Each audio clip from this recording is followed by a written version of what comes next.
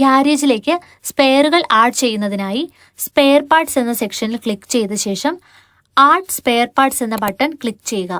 Add spare parts എന്നത് നമുക്ക് ഒരു പർച്ചേസ് ഫോം ഇല്ലാതെ മാനുവലായി ടാക്സ് ബിൽ പാർട്സ് കിട്ടുകയാണെങ്കിൽ ആഡ് ചെയ്യാനുള്ള സെക്ഷനാണ്. പർച്ചേസ് ഫോം വഴി ആഡ് ചെയ്യാനായി ആഡ് സപ്ലയർ എന്ന ബട്ടണിൽ ക്ലിക്ക് ചെയ്ത് സപ്ലയറെ ആഡ് ചെയ്യണം.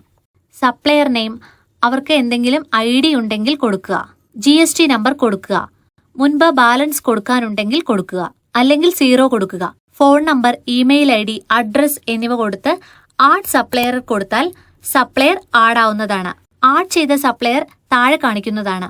അടുത്തത് പർച്ചേസ് ഫോം എങ്ങനെ എൻ്റർ ചെയ്യാമെന്ന് നോക്കാം. നിലവിൽ സ്റ്റോക്കിലുള്ള പാർട്സ് ആണെങ്കിൽ സജഷനായി കാണിക്കുന്നതാണ്.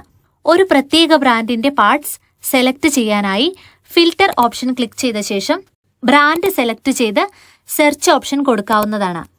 കോമൺ പാർട്സുകളും ഇവിടെ കാണാൻ സാധിക്കും. പാർട്സ് ആഡ് ചെയ്താൽ മുൻപുള്ള സ്റ്റോക്കിന്റെ വില കാണിക്കുന്നതാണ്.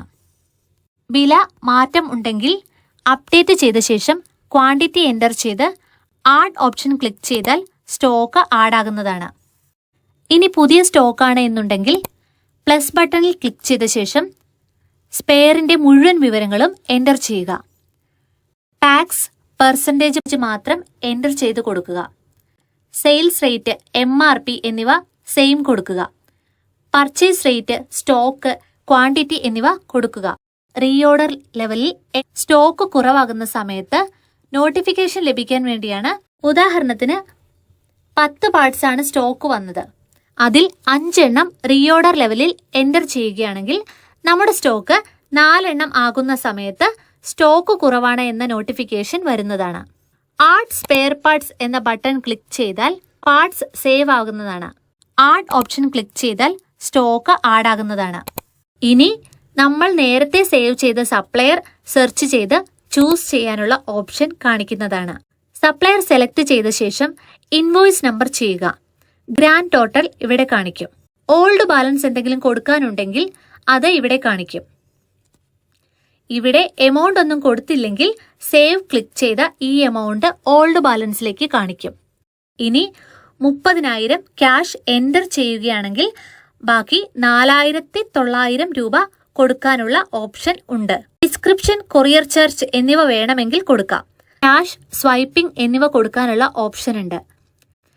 സേവ് ക്ലിക്ക് ചെയ്താൽ പാർട്സ് സ്റ്റോക്കിലേക്ക് മൂവ് ആകുന്നതാണ്. കൂടാതെ പർച്ചേസ് ഫോം ലിസ്റ്റ് എന്ന ഓപ്ഷനിൽ പർച്ചേസ് ഫോം സേവ് ആയി കാണാൻ സാധിക്കും. ഇനി പ്രൊസീഡ് ബട്ടൺ ക്ലിക്ക് ചെയ്യുകയാണെങ്കിൽ എന്തെങ്കിലും എഡിറ്റ് ഉണ്ടെങ്കിൽ എഡിറ്റ് ചെയ്ത് അപ്ഡേറ്റ് കൊടുക്കാവുന്നതാണ്.